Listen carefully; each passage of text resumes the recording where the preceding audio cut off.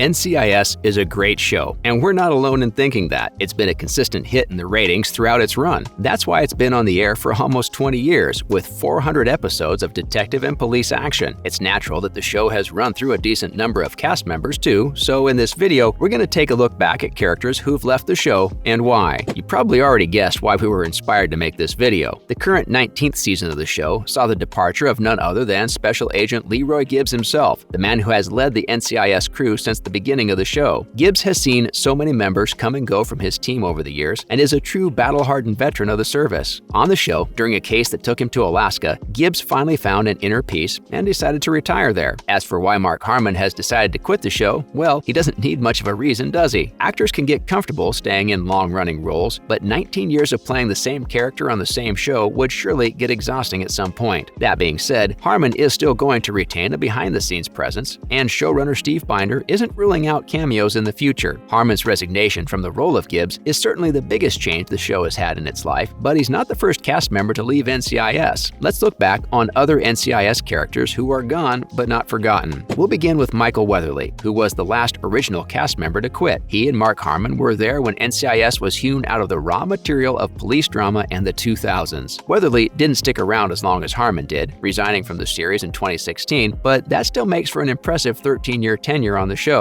Weatherly portrayed Anthony DiNozzo Jr., who was basically Gibbs' right-hand man. He was also ready to hop into the pilot seat whenever Gibbs would be indisposed for whatever reason. DiNozzo was a committed and loyal member of the team, but in 2016, he made a choice that's hard to disagree with. He quit the service to care for his daughter, Tolly. He was succeeded in his role by Timothy McGee. As for Weatherly himself, he too made a tough choice that was right for him, even if it was sad for the show. He was offered a role in the legal drama Bull, and after 13 years of NICS, he figured he would bow out gracefully and move on to bigger and better things. He tweeted that he would miss his cast and fans, and that he was happy about how NCIS concluded Tony's story. Instantly, Bull didn't last nearly as long as NCIS has, with its 6th and final season coming to an end earlier this May. Time will tell what's next for the former special agent. Another original cast member who quit the show was Pauley Perrette. Perrette's Abby Sciuto was one of the most recognizable characters on the show. Even if you weren't an NCIS watcher, you'd know her as the goth chick, or you'd recognize her from the clip where she and McGee worked together to stop a hacker. Literally, actually, with both of them typing on a keyboard at the same time. But Abby brought a fun energy to the show's dynamic. She's a goth, but she loves stuffed toys and calf pow coffee. She cares so much for her crew that she's had panic attacks whenever someone was in danger. How could you not love this girl? Her exit from the show was also super endearing. In season 15, MI6 agent Clayton Reeves sacrifices his life to save Abby from a hitman on the hunt for her. After tracking down this hitman and sending him downtown, Abby quits NCIS to accompany the agent's body to the UK and give support to his family. Perrette was on the show a little longer than Michael Weatherly, resigning at the end of season 15 in 2017. Her exit was shrouded in a bit of controversy, as around the time she posted a series of tweets implying that Harmon's dog bit her and was a danger to her on set. The most concerning part of the series was when she said she was physically assaulted for saying no and that she lost her job over this. The case of the dog was never resolved, but this starts to feel like less NCIS and more like Law & Order. Perrette hasn't really been doing much acting since then, which means she might be done with showbiz altogether. Speaking of the MI6 agent who saved Abby, Dwayne Henry was also a beloved member of the cast for the brief period he was there. Henry debuted on the show in 2016 as MI6's liaison with the NCIS. Despite the fact that he wasn't actually part of the team, he was a frequent collaborator, working a lot of cases with them. Tony in particular spent quite a bit of time with him, and Reeves was developing a romantic situation with Abby. Like we said earlier, Reeves eventually sacrificed his life to save Abby. It's not just that Reeves was a vessel to write Abby out of the show, and there's a whole other story behind Henry's eventual departure from NCIS. The character of Clayton Reeves was created by showrunner Gary Glassberg, who passed away in 2016. He didn't leave too many notes behind for what he was planning for the show, so the incoming showrunner had to wing it. Unfortunately, Clayton had to be jettisoned for his vision of the show to fly. Speaking to TV Line, Dwayne said that he agreed with the decision to write off his character. It was Gary's creation, and the right thing to do would have been to respect his vision with it. With Gary sadly leaving us, Clayton's departure was inevitable, and Dwayne was more than happy with the way he was written off. Not every cast member had such a long stay on the show. Sasha Alexander, for example, was only around for the first 2 seasons. During her brief stay with NCIS, she played Caitlin Todd. After resigning from the Secret Service amid a scandal, Todd joined the NCIS as a junior agent. Her time with the Secret Service made her great at profiling, and she was a useful asset to the team. Unfortunately, things didn't end very well for her. In the finale of season 2, she was shot in the head by Ari Haswari, the show's first overarching nemesis. The team was stunned stunned by the nature of her killing and struggled to cope with the loss. Speaking of people struggling to cope, Sasha Alexander admitted in 2012 that she tapped out due to the stress of working on a police show. She explained that being an NCIS cast member means shooting 24 episodes a year, which means a schedule of 17-hour days for almost the entire year. Though she was a little taken aback by how she was written off the show, she doesn't regret leaving. She has her own family now, and she's able to do what she wants with her life. Good for her. We'll end with another fan-favorite actress, Cote de Pablo. Ziva David hasn't necessarily been around since the beginning of the show, but having debuted in Season 3, she did become an important part of the show's fabric. In fact, her character is going to tie together a lot of the characters we've looked at so far. She was the one who succeeded Caitlin Todd after her death, and Todd's killer was actually her half-brother. While she was in Israel, her family farm was attacked and she was supposedly killed. In the real world, Cote used this opportunity to quit the show, but not before one last twist. Remember how Tony quit NCIS to raise Tolly, his daughter? She's the mom. When she originally left the show, she was tight-lipped about her reasons. All she said was that it was a difficult decision and not one that she made lightly. It was only later that she explained that she disagreed with the direction they were taking with the character. Apparently, the plan was to send her back to Israel and make her an unfortunate, miserable woman. She thought that this was unfair to all the women who loved her character, so she bounced, saying that she'll be back when someone has an actual good idea for her future. But guess what, guys? There's a twist. Dun dun dun! Cote did eventually get what she wanted, a meaningful way to continue her story. She was brought back in a few episodes of Season 17, firstly to confirm that she was still alive. After a string of guest spots, the writers led her to her beloved Tony and their daughter. Not everyone got to end their time on NCIS the way they wanted to, but it's great that Cote de Pablo got an ending that she was happy with. That's it for today's video. How bummed are you about losing Mark Harmon? Are there any characters you missed that we haven't featured in today's video? Let us know in the comments section below. And don't forget to like, share, and subscribe.